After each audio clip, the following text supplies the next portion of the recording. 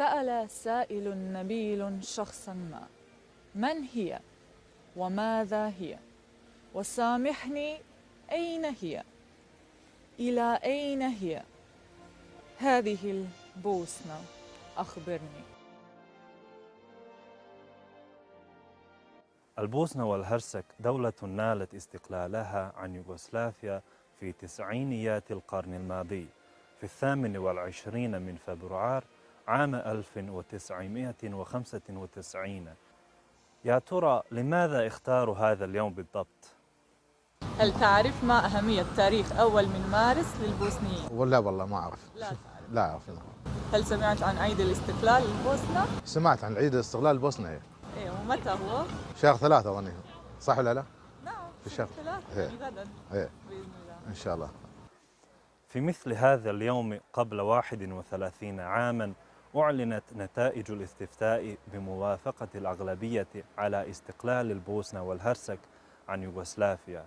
كان الاستقلال مدعوماً غالباً من قبل البوشناق، بينما قاطع عدد كبير من الصرب والكروات الاستفتاء، فرفضوا النتيجة. وسرعان ما بدأ العدوان على البوسنة.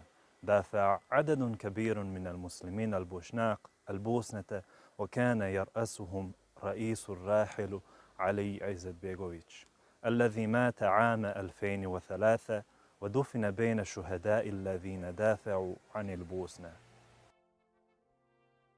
1. mart mi je prva asocijacija na ratna dešavanja i osjećaj koji sam tada imao kao momčić.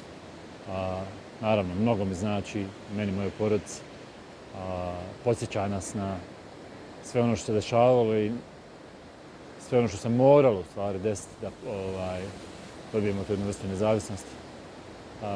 Ima još tu mnogo da se radi i da se napreduje sigurno i da se desi u ovoj lijepoj zemlji, ali kao što rekli smo, 1. mart je bio odlučan početak za sve ono što očekujemo da će se desiti jednog dana.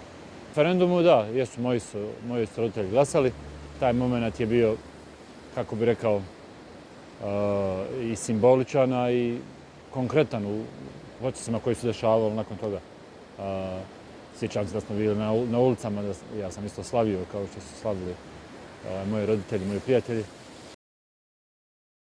ومن بين فعاليات بمناسبة عيد الاستقلال زيارة مقبرة كوفاتش، ويتم تنظيم الاحتفالات مختلفة رسمية وغير رسمية في جميع مدن فدرالية البوسنة والهرسك، وأهمها في سراييفو في مبنى قاعة البلدية القديمة.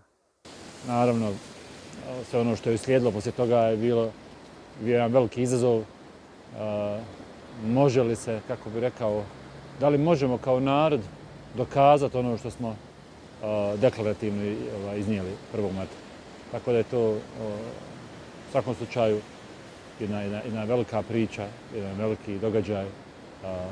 Ne znam kako će mlađe generacije reagovati na nama i da ih upoznamo sa svim onim što se dešavalo, ali očekujem da će prepoznati, da će znati dalje prenijeti važnost ovog datuma.